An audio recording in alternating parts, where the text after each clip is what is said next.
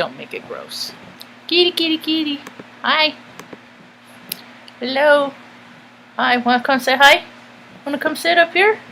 No? He said I'm not in the mood. Huh? Kitty, kitty. Hello. Welcome to my tube. My name is Marge. I'm a Hill empath. I just like having these little talks on the way I feel about things. Stan Lee, we were just talking about me and the cat and the dogs. We were just talking about life experience, and that's what spirits want, is to have as much life experience as it possibly can. Or, I don't know, some astrology, some vessels, soul sacks don't really like doing much. They just kind of like doing the same thing. You know, but the world is never going to change when people keep doing the same thing over and over. You know, that right there is the definition of insanity. So we're talking about, like, the new experiences right now that we're having that we've never dealt with. Yesterday I got stuck in the mud. This is the first time I've dealt with mud like this. And I knew, you know, I walk around in it all day long with the dogs. I know what it is. But I learned a lesson. That's how you learn. You know, that's how you learn. That's how people are supposed to learn. That's how I've always learned, is by that's the only reason why I know what I know, is because of all the mistakes I've made. I know what not to do. I know what not to do. And I don't have the frickin' alignments to frickin' keep me from not taking any action in my life. I can't be one of these people that just sits here idle, waiting for something or someone to happen. I've never been that person, ever. As long as I was, from the time I came out, let's go, let's make things happen, let's change, let's do this, let's make heaven on earth. And I'm frickin' talking to myself most of the time. Anyway, so mud, all the mud is something that we, and it's, you know, as long as my family's together, we can handle any situation.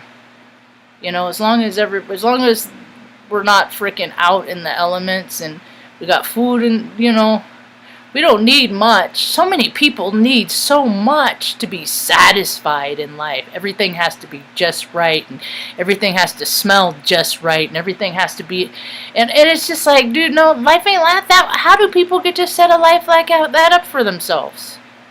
Hard as I tried, I never could. Life has always been messy for me. Very, very messy. So, other things. Stanley killed his first mouse the other night. I'm like, well, I guess I could quit feeding the cats outside because they're not doing their job, because Stan Lee did it. Just kidding. I kid. So, he killed his first mouse. He left it behind Mom's chair. I'm glad I got up and went, because I got to get up and race Benny to the bathroom. This whole thing. My life is really kind of funny. This whole thing that we do every morning. So I ran into the bed, and then I was like, you know, dead mouse. And then I was like, I wonder if you know, because I've heard stories before that people hate cats. I love cats. Everything has its shadow and its light, and I think that he helps sniff out the freaking low vibrational frequencies, vibrational beings. And then I can just, in the name of Jesus Christ, I rebuke you. You know, he helps me out. So, you know, and I've done talks about this before. A couple years ago, I was talking about, I said, everybody loves their cat until they reminded that their cat is an animal. And that its instincts, see, because I'm not reminded as much here, is because, like, Stanley does it, there's birds all over the place, but he don't go outside here. I'm hoping that if I make the sitting area outside, that he'll be able, I want to make like a catio area, so he could just go right out this window, out into the outside and hang out with us, but it's still enclosed. So, it was just like, you know, and then sometimes people don't like it when they see what their animals as an animal, you know, or sometimes people just don't like things that they see and they've always seen as some kind of way, when that thing reveals that it's more than just what the person perceives it at, and it doesn't like what it sees, you know. And that's what we got a whole world right now of people seeing things that they don't like what they see.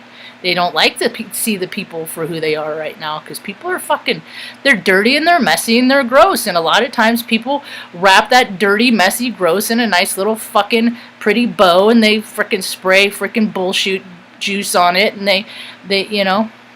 It's weird to me how many human beings on this, and maybe they're not human beings. Who knows? I'll never know for sure. Anything 100%. Ain't nothing 100% verifiable. But the thing is so many people validate and put their worth on stuff. And I'm glad to see that people are kind of having a shift in heart. And some people are figuring out, because so many people are dying, right? For one reason or another. You know, it doesn't even matter. It's just, turnover is high right now. Sometimes turnover is low, but sometimes turnover is high. And usually, you know, you get a good measure, you know, because I kind of like, for every, you know, death, you know, that you see that people, or, you know, that pass away. And sometimes people don't know people that are dying, because they don't know people, because their worlds are just very small. So they don't even really know. They're not impacted, you know. But the more you open your heart and, you know, make this world big for yourself, I feel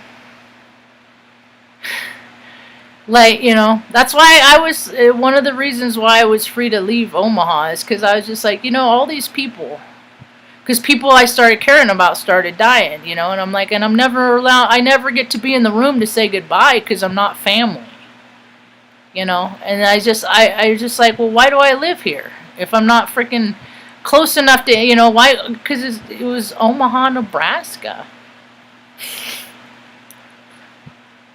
Yeah. The mediocre life. And with all this stuff, nefarious shit that goes on there, you know, and I just started seeing it more and more, and I'm just like, dude, it doesn't matter who you are. It doesn't matter if you're a good person in this world. All that matters is who you know and what they do, and if you endorse it or support it. Being a decent person doesn't get people very far anymore. You know, it's important to have a relationship with God, and I think that that's what a lot of this stuff is getting people to recognize, is that if you could have that one connection, that solid connection, then maybe I could figure out how to have a solid connection with another human being. Who would think interpersonal relationships would be so hard to achieve? They really are. They always have been for me. And Mom says it's not from lack of effort. It's not because I haven't tried. No, I just who I am. I say that one thing, or I do that one thing, and people are just like, you know, I'm going to opt out. That's alright. So, Stanley's a Mauser. He's pretty proud of himself. He's a pretty kitty. He's a pretty kitty. Yeah, he's a good cat, you know. Tucker's doing real good. Benny's over here, and that's Artie Pants back there. Artie Pants is back there. And then Benzo likes it in the sunzo. Yeah, soon I'll go in and I'll make Mom some victuals. Some kibble to nibble. And put in the next disc of Longmire, you know. So I was watching that show this morning, Unpolished, this morning. I watch all kinds of different TV shows. I always have, just because I've like, do people really live that way? Is there really a storyline where that really happens? Do people really act that way? And that's another one for me. I like them. And I don't think they're anything like that other K family that I won't even say. I won't even say the K. I don't like them. But, you know, I worry about Lexi. Because she likes all that freaking witchy shit. And I'm just like, she is a percentage of the population where they're like, oh, this is cute. Oh, this is fun. Oh, how enchanting. But it's like, people don't know what you're fucking playing with. There's fucking evil, dark, freaking demonic entities. I mean, and like, they had a scene in her house and she had like a Ouija board over her kitchen sink. I'm like,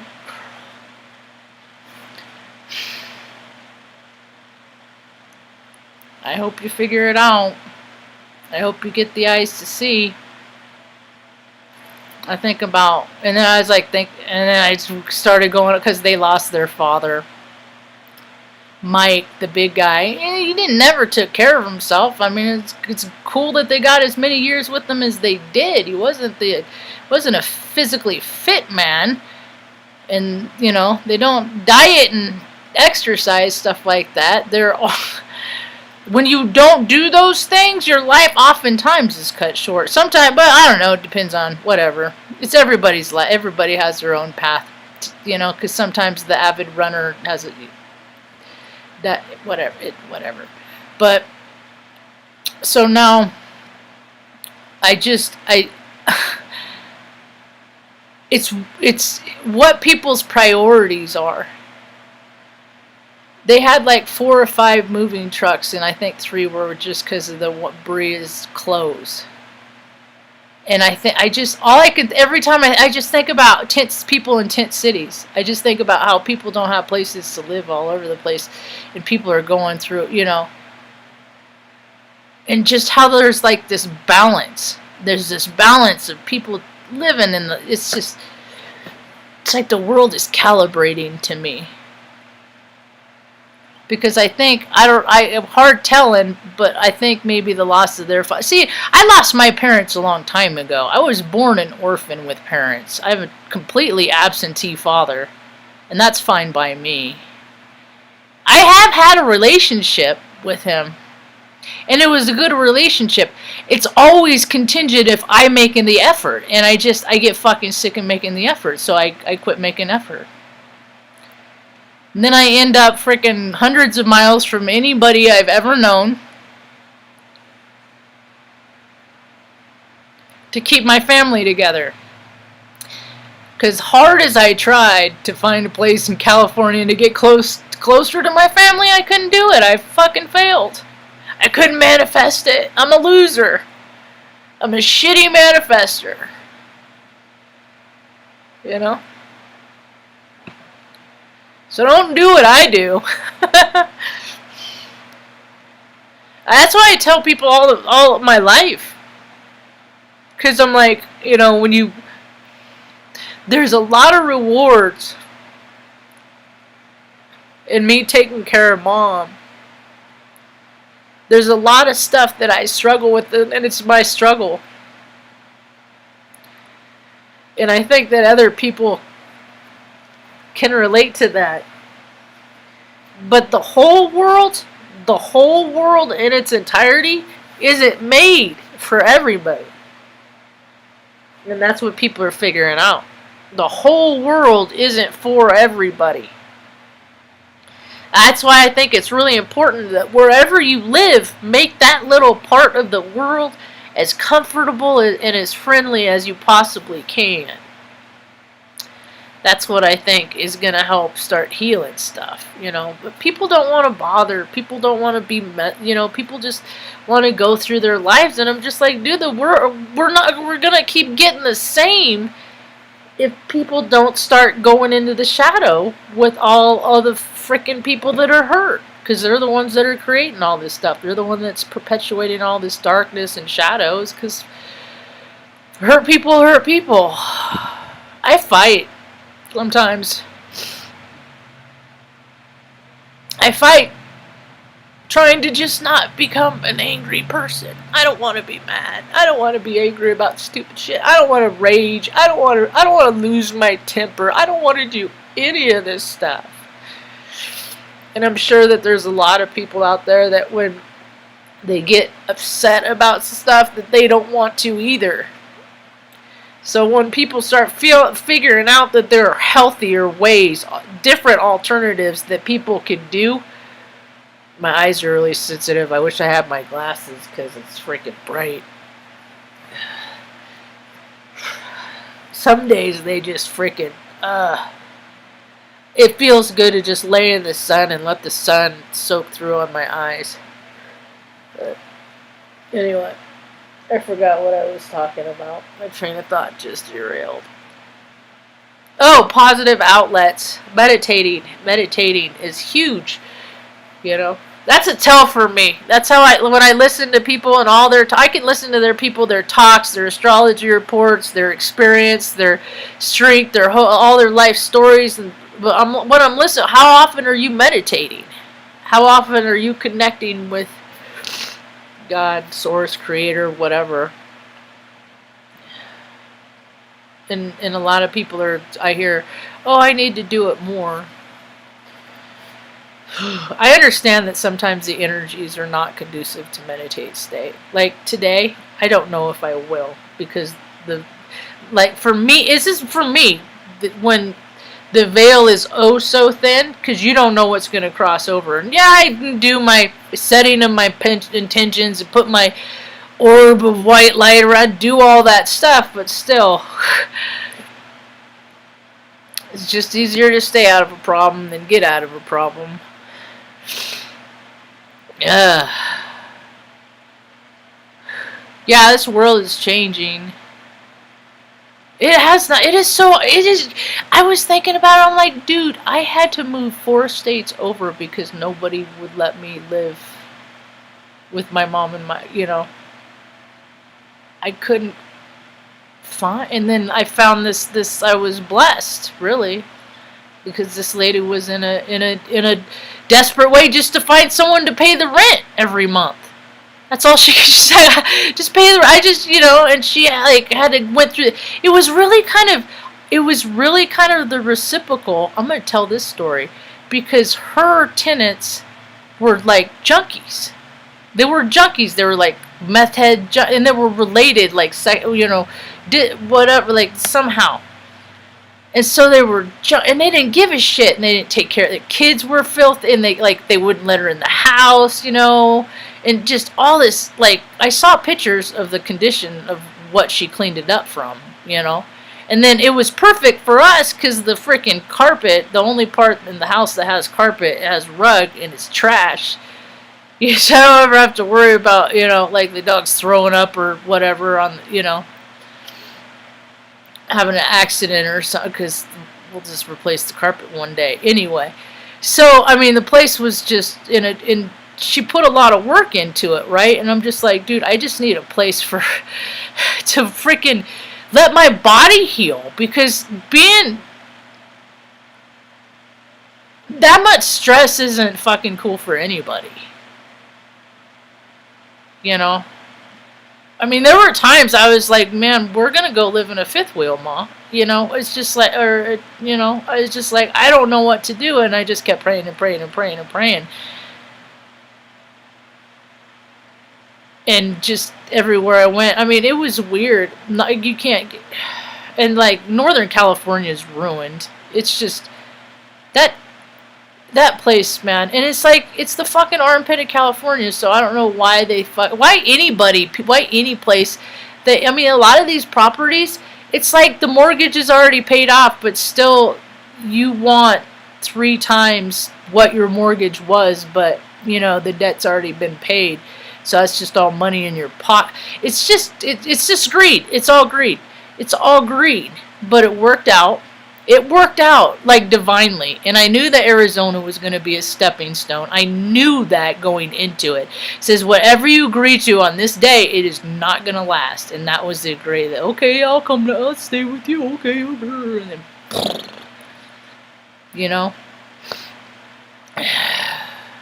but it was all, God beautifully orchestrated it, because we got there, and I didn't have the truck the whole time, so it was like we were just me and Mom in that room and away from Stan Lee, and now we're not away from Stan Lee no more, and it's just very unpleasant for 7 weeks or whatever it was. But it was no worse than any other periods. There were times that Mom and I were homeless. My 6th grade year, my 12th grade year, I have a niece, she's 12 now. She'll be 13 this Gemini June, and I was like, my 12 year was bad. Like, I started out in Rother in Redding, California, and that was the year my brother decided he wanted to go live with our dad to get to know him, and so he went to go live with him in Paso Robles, and So mom didn't want to leave him, so like freaking okay, let's go save, let's go be there for him. And he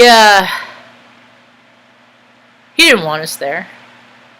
On the way down there, the car broke down in Visalia. Thank goodness mom knew a woman that that she'd gone to high school with, Debbie, and her family. She had a very large family, but they took us in for about 7 weeks, and I got to learn a lot about MS and, people born of different capabilities and different abilities and progress and impedance and all this stuff, and the joy that everybody has. That everybody has the potential to be a soul sack container of joy, but so many people just end up feeling so bad that they just get sour. So didn't go to school for 7 weeks. Then we found a place in Los Osos, near Montana de Oro. Beautiful, Morro Bay. Beautiful place. But we had a cat. We had 2, and the cats couldn't go inside, so they lived in a rabbit cage. So I'd come home from school and then go hang out and just sit in the rabbit cage with the cat for hours until mom would make me come inside. And just being apart from the things you love just sucks. So then this is so that was only there for a couple months. That's where we all sat, and that's where and then we ended up in Paso Robles, same town. Like actually, we ended up on Farrow Lane, blocks from where my dad lived on. I think it was Capitol. Like my brother would walk by every day, but he was so resentful he didn't want us there that he would never visit. I'd go sit out in the tree and I'd wait for him to walk by. Just didn't get to go. That was the only time he ever played football. Didn't get to go. No, don't come. Just fucking. And I'm just like, dude, this shit has been that whole year was shit, and it was just because of you, motherfucker. It was just because mom wanted to help be there for you, So, whatever. So mom was like, this ain't working out. And the lady that we lived with, Kimberly, she was a freaking wackadoo. She had I had the unfortunate circumstance of listening to her explain, I think they were Mormon, explain to her 5 and 7-year-old son the birds and the bees, and it was very awkward and uncomfortable, and I did not like that at all. Burl and Solomon. I mean, she was just really, I don't know what her devotion was to, but it was peculiar and it was weird, and I didn't have any alignment with it. So I was also the year mom's brother died. That sucked too. So mom's like, this ain't working out, so we ended up back in Redding. So that's 1, 2, 3, 4 schools. And then I didn't go to school for 7 weeks. That was my 6th grade year. And I swear, that's like the year that everybody gets to do that camping thing. With the class and stuff like that. I never got to do that. Need camp or whatever. I never got to do that with the counselors. Did you get a cool one or did you get a shitty one?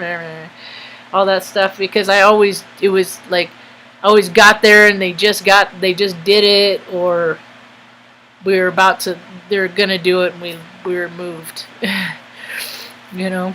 So it's kind of, I watch a lot of TV shows because it's interesting to me what things people make priorities, and then the psychology behind what makes those things a priority is pretty interesting to me, and it's people are opening up. I mean, they can't hide who they are, People can't hide who they are. They try and put fancy bows on it and designer shit and tried to listen to the right this and that. And I'm just like, I'm fine. I'm like, dude, is every freaking decent freaking artist and, did they all sell their soul? Did they all do it? Did they all do it?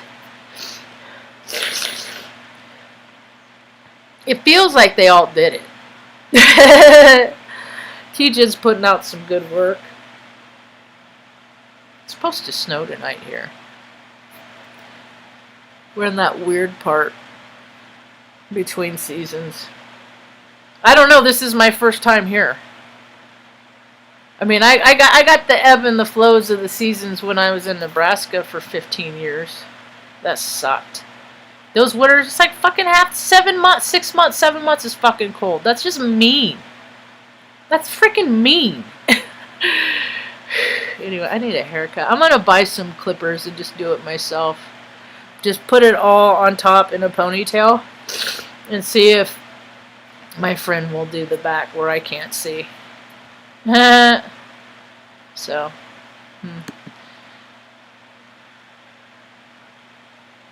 yeah, it is a club. I ain't never been. Yeah, you know, I think the only reason why I was allowed in the Air Force is because of my blood.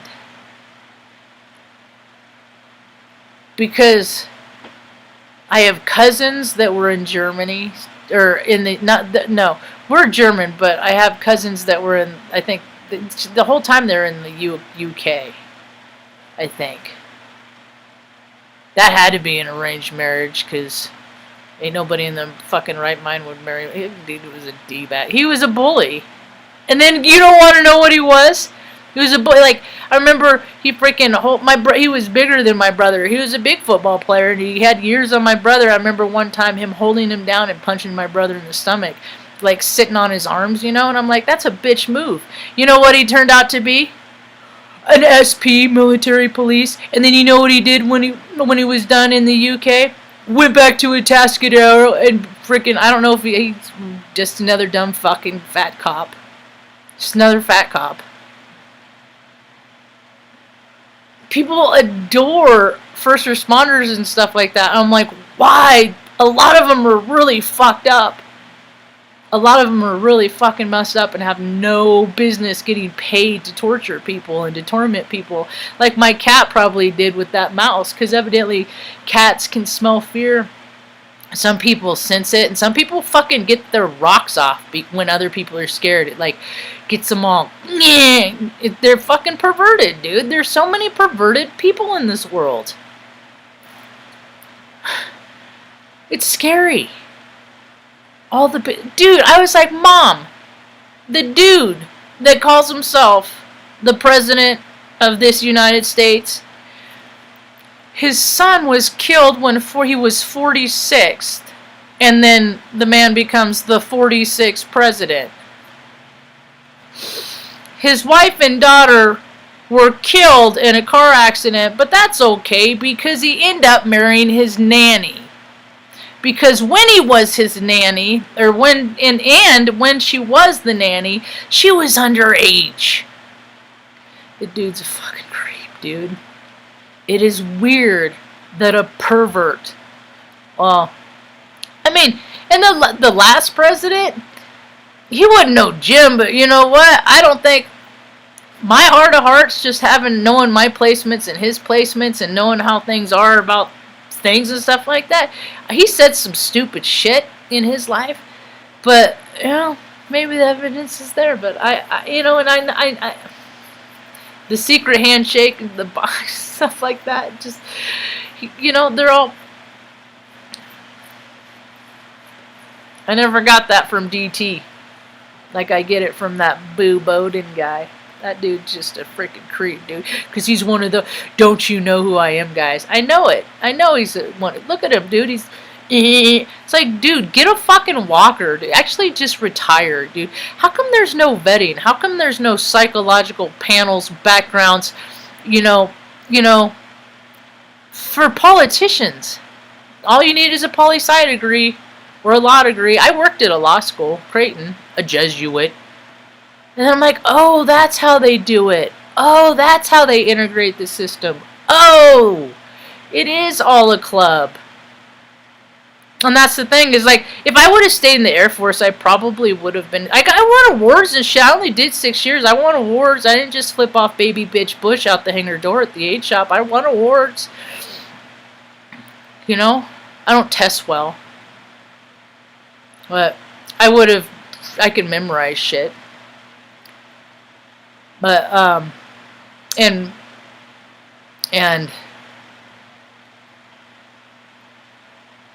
is just, I couldn't handle the swinging dicks. I couldn't handle the lack of standards. Because my whole life I looked for structure. My whole life I looked for, okay, something to make me more disciplined than I already have to be in myself. And it wasn't it.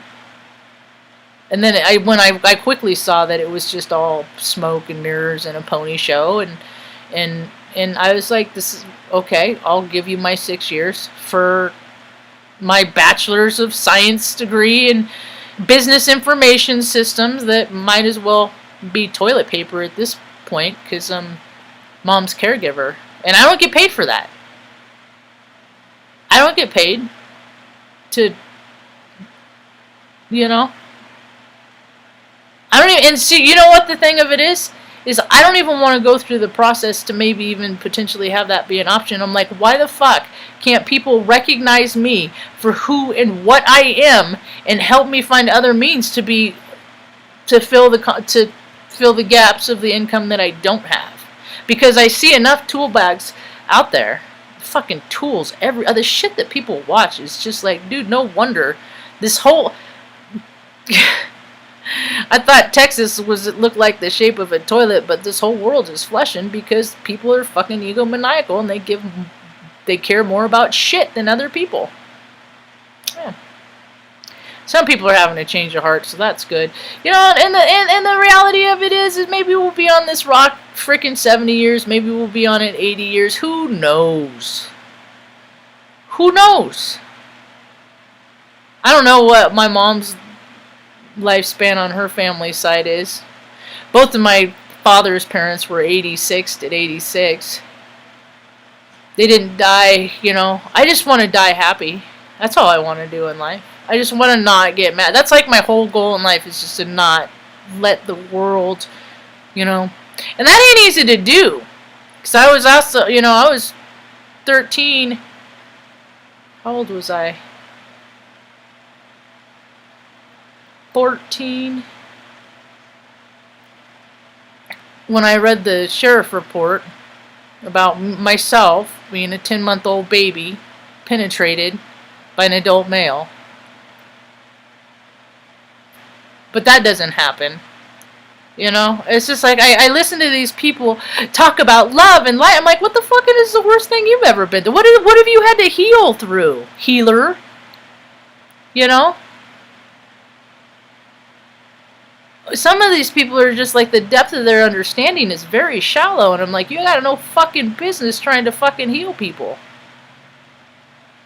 Or whatever. I just try to share my spirit street. So I want to earn extra income because I'm an IT professional. I'm a freaking military trained mechanic. I'm a jack of all tirades. I got all this shit I could do, you know. I'm rad at baking and cooking. I should do cooking experts, you know. Make my butter and stuff. My cookies. People say it's the best they ever had. People are like, oh no, yeah, okay, whatever. They try and they're like, man, wow. That's how you're really gonna heal some shit.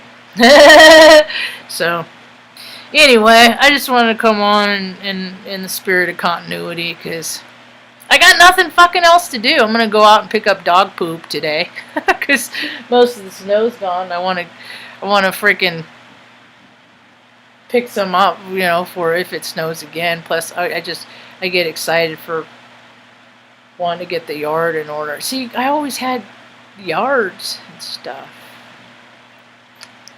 It's just new and it's different. No, we'll make something work, you know, out of it for a little while.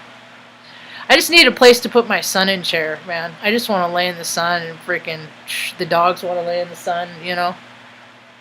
And just there's dogs all over the place. Oh my god. Never lived in an environment like this. It's kind of exciting. It's not so bad. Gotta be careful not to get stuck in the mud again, though. So, I thank you for your time and for hanging out and just listening to me blab, man. You know? It's been nice. That's how I connect with people. I used to be very social. When I lived in Omaha, I was very, very social.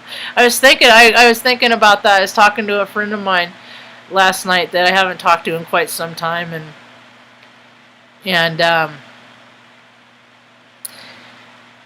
I was thinking about how things were when we last hung out, knew each other and stuff, and how much the world has changed. And her husband worked at the Orpheum Theater, and I saw a lot of I saw Chicago there, I saw Rent there, The Lion King, I saw the Mythbusters. I mean, I saw a lot of that Sedaris guy, that writer guy. Saw him there. He just told stories just like I do. Took Mom to see The Lion King. I saw a lot of cool stuff there, and it's just and it's all closed up and closed, and it's all empty and just more wasted space because people are perpetuating the cycle of fear. But the funny thing is it's also given people an opportunity to step into their faith, and when they step into their faith, fear and faith can't be in the same vibrational frequency at the same time. It can't happen. It can't. You can't be fearful and faithful at the same. It can't. Try. So once people step in, then the fear will diminish, and then I think that's when I see the freaking earth opening back up and stuff like that. But the fear has to go away. But look at all the profiteers from fears. Look at all the false prophets for fears. People don't want to see the truth and reality of how the world really is. They don't want to see that the Lucy fairy tale theater has gotten bigger than God, even in their own churches.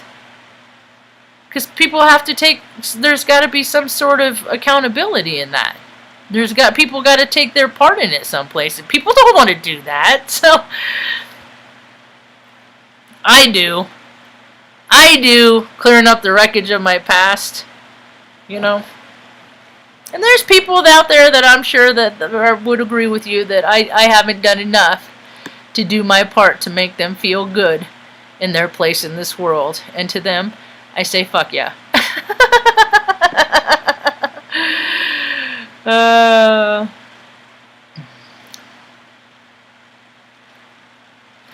Yeah, because I live in an all things possible universe. So multiple choice is fucking not easy for me. Oh, I hate school. I hated school. Dude, I was the kid that was tested for everything. I think they thought I was retarded. Maybe I was retarded and it fell on my parents' deaf ears. They didn't care. I know I was, because I remember it was one of those things that, oh, you're autistic. You're autistic. But I had a speech impediment. So I heard artistic. It's one of those things. Then they put you in remedial. They just put you in remedial classes just try to keep us entertained enough so we don't freaking do experiments start coming up with our own scientific projects, and then there's school sucked for me. You know what my saving grace was? Is that we always lived in nature in Northern California. Always like the water and nature, deer, all kinds of animals, wildlife, always has surrounded me. That has been a saving. God's given me so much grace in my life. Sometimes I wonder if it runs out, because we've been given a lot. And then the thing is, it's so weird being a freaking a me. Because you meet people. I meet people individual, and I just want nothing but the best for every person I meet on an individual basis. But on a collective, it's just humanity sucks. And it's, oh, why we're in this mess. And then I'm like, but you.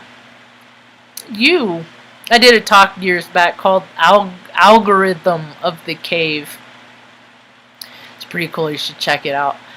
But, is the world suck because you're perceiving it in a sucky way? And you're looking at all the stuff that you don't need to be focusing on, Marjo. And when you start focusing on the stuff that you should be focusing on, dude, there's a reason why this place is called the Land of Enchantment, man. I'm gonna wrap up on this because I've been running my mouth for way too long, and I gotta get Mom some fiddles.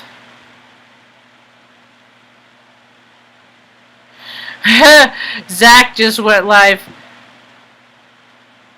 Gary Haplin, a rugby star, dead at 55 on the 55th day of the year after Super Bowl 55. It's the Umbrella Academy, man. It's the Umbrella Academy. Oh, I had a screenshot. That's what I was looking at. Oh my god, I got a picture of a UFO last night. I gotta show that to Mom. It was at night, too. It was freaking cool. I was wondering if the camera was going to pick it up because it was dark. Okay, so this is how language and communication, it freaking trips me out, because now I can say I've lived all around the United States. And I haven't lived on the East Coast.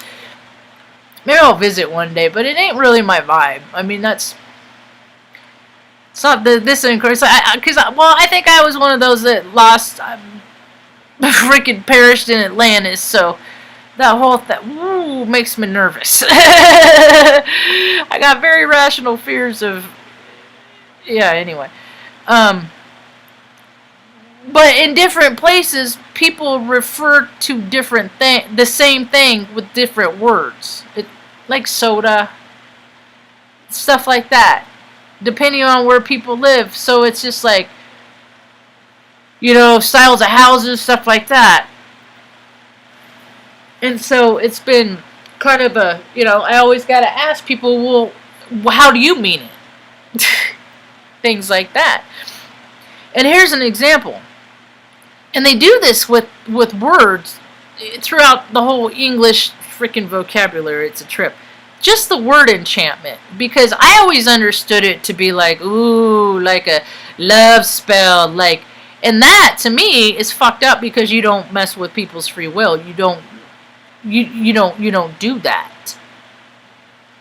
Okay? And then I was like, Mom, what's enchantment mean to you? And she's like, oh, to me it means like magical or mythical. Like a magical place. And I was like, okay. So and so I was like, well, let me just look it up. And lo and behold, number 1, a feeling of great pleasure, delight. Wait. Or maybe that's what she said is feeling good. That's what she said, is a feeling good. And I was like, well, that's a definition I don't know. I always understood it as like a spell or something like that. And so she identified with definition number 1, a feeling of great pleasure, delight. And then I understood it to be as the state of being under a spell, magic. But see, with my frame of reference, you don't do that. It's negative connotations, But there's so many things that are coming up that people are doing. Like, I've known pagans, I've known Satanists, I've known people that with all these backgrounds. In the main vein that I recognize is you have the people that mess with free will and play with free will, and then you have the people that respect it and that recognizes that you don't play with it. You don't get to use the woo-woo to fuck people's lives up and all that shit. But people do. They do. They do all kinds of weird shit just to freaking bring somebody down. It's really quite absurd. So anyway, I thank you for hanging out, listening to my ramblings. It's about all I got for now. I'll be back later on, maybe not. Hope you have a ride.